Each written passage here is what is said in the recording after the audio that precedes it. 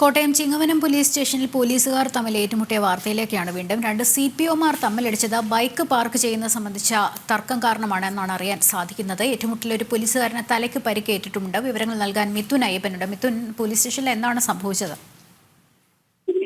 ഇന്ന് ഉച്ചയ്ക്ക് 1 മണിയോടുകൂടിയാണ് ചിങ്ങവനം പോലീസ് സ്റ്റേഷനിൽ ഇത്തരത്തിലൊരു കൂട്ടയടി നടന്നത്, തമ്മിൽ തല്ല് നടന്നത്.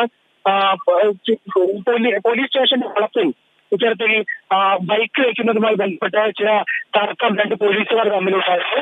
പിന്നീട് പോലീസുകാർ കൊണ്ട്